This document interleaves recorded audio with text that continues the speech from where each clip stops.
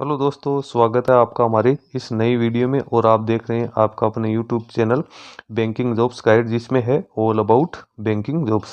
दोस्तों, दिल्ली विकास प्राधिकरण, जिसको डीडीए या दिल्ली डेवलपमेंट अथॉरिटी के नाम से जाना जाता है, एक ऑटोनोमस बॉडी है ministry of housing and urban affairs के अंडर में। इसके द्वारा 1700 से ज्यादा पदों के लिए वैकेंसी का एक डायरेक्ट रिक्रूटमेंट का नोटिफिकेशन वो जारी किया गया। तो एलिजिबल कैंडिडेट है, इसमें अपना एप्लीकेशन फॉर्म है वो सबमिट कर सकते हैं। दोस्तों, इस पे जो वैकेंसी निकाली गई है वो हर प्रकार के निकाली गई है। टेक्निकल पदों के लिए भी यहाँ पे वैकेंसी निकल गई है, नॉन टेक्निकल पदों के लिए भी यहाँ पे वैकेंसी निकल के आई है। लेकिन अपने इस वीडियो में जो नॉन टेक्निकल यानी जो ऑफिशियल स्टाफ, मिनिस्ट्री स्टाफ की जो वैकेंसी निकाली गई उसी के बारे में बात करेंगे, जिसमें स्टेनोग्राफर की वैकेंसी निकाली गई है, जूनियर सेक्रेटरी असिस्टेंट की वैकेंसी निकाली गई है, एमटीएस के पदों के लिए भी यहाँ पे रिक्रूटमेंट है निकाली गई। यानी जिन कैंडिडेट के पास में 10th pass out 12th pass out के क्वालिफिकेशन है, तो वो कैंडिडेट इस वैकेंसी में अपना एप्लीकेशन फॉर्म है वो सबमिट कर सकते हैं। तो दोस्तों, अपन आगे डीडीए की ओर से जो ऑफिशियल नोटिफिकेशन जारी किया गया उसके ऊपर इसमें आप देख सकते हो। सबसे पहले तो आपको इंपॉर्टेंट डेट दे रखी है।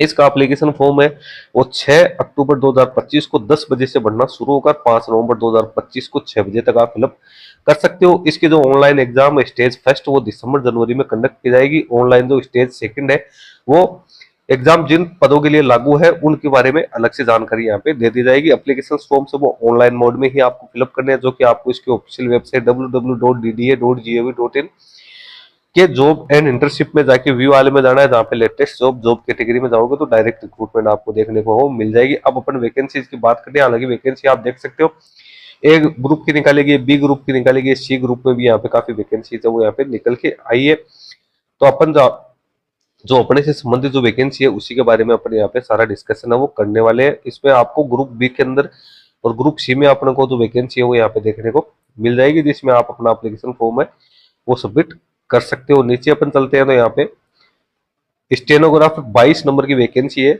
वो अपने से संबंधित है। Stenographer group D, grade D group C में आएगी, लेवल 4 में अपॉइंट किया जाएगा। एज 18 से 30 वर्ष रहेगी। इसमें candidate senior secondary pass out होना जरूरी है, यानी 12th पास आउट होना जरूरी है। टाइपिंग स्पीड 40 वर्ड पर मिनट इंग्लिश में और 35 वर्ड पर मिनट हिंदी में होनी जरूरी है। स्किल टेस्ट के नॉर्म्स क्या रहेंगे, डिटेक्शन आप देख सकते हो 10 मिनट 80 की स्पीड से यहाँ पे होगी। ट्रांसक्रिप्शन ओनली कंप्यूटर में 60 मिनट, 50 मिनट इंग्लिश में, 65 मिनट हिंदी में आपको देखने को मिलेगा। टोटल 44 वैकेंसी यहाँ पे निकल के आई है। तो वैकेंसी काफी अच्छी खासी संख्या में निकाली गई है।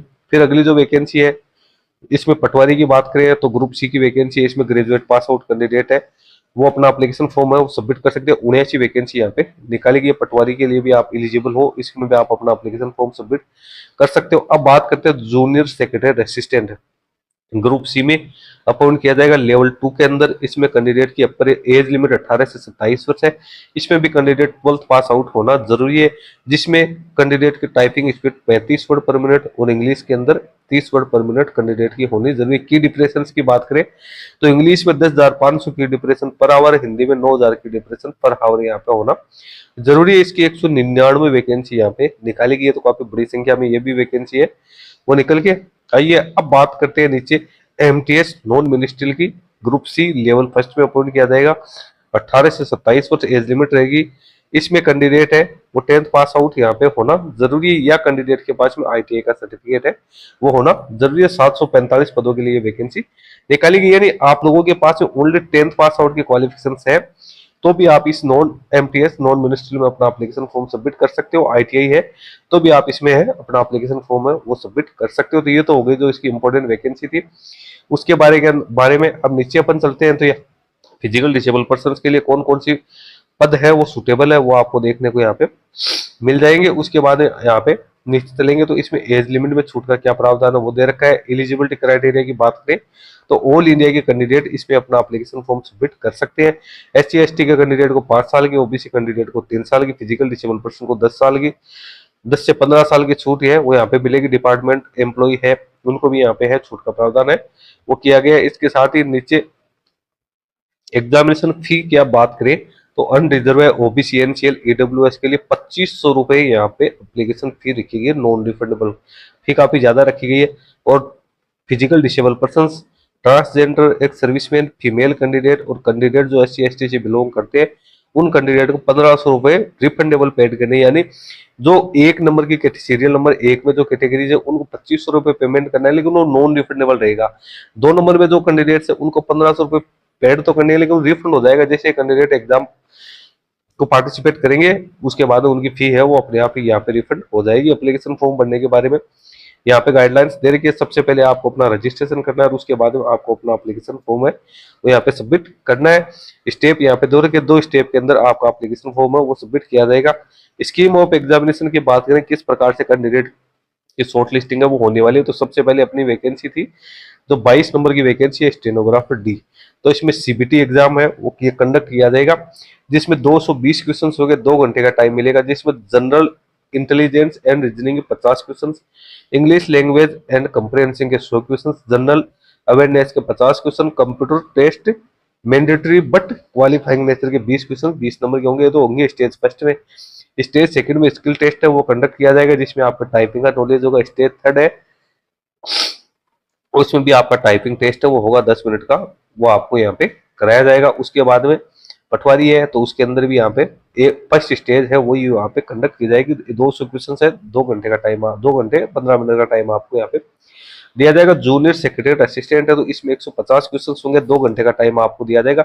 सिंगल एग्जाम होगी, इसमें कोई सेकंड राउंड नहीं होगा। फर्स्ट इसमें स्टेज 2 होगी, पहली जो स्टेज होगी जिसमें आपको 150 क्वेश्चन 2 घंटे में करने हैं, मल्टीपल चॉइस वाले क्वेश्चन आएंगे। वो स्टेज सेकंड है उसमें आपका टाइपिंग टेस्ट है वो किया जाएगा, लेकिन ये आपको क्वालिफाई तो करना जरूरी है, लेकिन मेरिट में इसके मार्क्स नहीं जुड़ेंगे, यानी ओनली क्वालिफाइंग नेचर का ही ये यहाँ पे रहने वाला है। उसके बाद एमटीएस की बात करें तो यहाँ भी सिंगल एग्जाम है वो कंडक्ट की जाएगी, जिसमें आपकी numerical mathematical ability, reasoning ability, problem solving, general awareness, English language, computer knowledge से जुड़े क्वेश्चन ये आएंगे। 120 क्वेश्चन से 2 घंटे का टाइम आपको दिया जाएगा। तो दोस्तों मैंने यहाँ पे 4 वैकेंसी आप लोगों को बताई है। जूनियर स्टेनोग्राफर की, सॉरी स्टेनोग्राफर डी की बता दी, जूनियर सेक्रेटरी असिस्टेंट की, पटवारी की, और एमटीएस के पदों के लिए जो रिक्रूटमेंट निकाली गई है उसके बारे में, और ज्यादातर वैकेंसी इन्हीं पदों के लिए यहाँ पे निकाली गई। मिनिमम क्वालिफाइंग मार्क्स की बात करें तो अनरिजर्व के लिए 40%, एससी के लिए 30%, एससी के लिए 30%, ओबीसी एनसीएल के लिए 35%, ईडब्ल्यूएस के लिए 35% मार्क्स है वो यहाँ पे है वो मांगे गए हैं। उसके बाद कम्युनिकेशन से डिवाइस है वो आपको बैन रहेगी। हेल्प डेस्क के लिए आप यहाँ पे कॉन्टेक्ट है वो कर सकते हो। नीचे चलते हैं तो नीचे यहाँ पे इंडिकेटिव सिलेबस है वो आपको पोस्ट वाइज देखने को मिल जाएगा। तो आप जिस पद से अपना एप्लीकेशन फॉर्म सबमिट करोगे तो उसका यहाँ पे डिटेल्स के अंदर है वो सिलेबस आप लोगों को दे रखा है। अब यहाँ पे जैसे अपन 22 नंबर वैकेंसी के ऊपर चलेंगे तो 22 नंबर की जो वैकेंसी है उसकी डिटेल्स आपको यहाँ पे सारी है वो देखने को मिल जाएगी। काफी लंबा चौड़ा यहाँ पे सिलेबस है वो हर पोस्ट का अलग अलग से यहाँ पे दे रखा है। तो आप जिस पद के लिए भी, भले आप स्टेनोग्राफर के लिए एलिजिबल हो, भले आप जेएसए के लिए एलिजिबल हो, तो आप यहाँ से अपना जो सिलेबस है उसको अच्छी तरीके से चेक कर सकते हो। यहाँ पे स्टेज वाइज है वो सारी जानकारी आप लोगों को देखने को है वो मिल जाएगी। तो दोस्तों सारी जानकारी मैंने आप लोगों को यहाँ पे डिटेल्स के अंदर बता दी है। जो भी कैंडिडेट सारा एलिजिबिलिटी क्राइटेरिया कंप्लीट करते हैं तो ऐसे कैंडिडेट है इसमें अपना एप्लीकेशन फॉर्म सबमिट कर सकते हैं। अब आप इन पदों के अलावा भी यदि किसी पद के लिए योग्यता रखते हैं तो आप इसका सेपरेटली अपना जो एलिजिबिलिटी क्राइटेरिया चेक कर सकते हैं और उसमें अपना एप्लीकेशन फॉर्म सबमिट कर सकते हैं। वीडियो में इतना ही, धन्यवाद।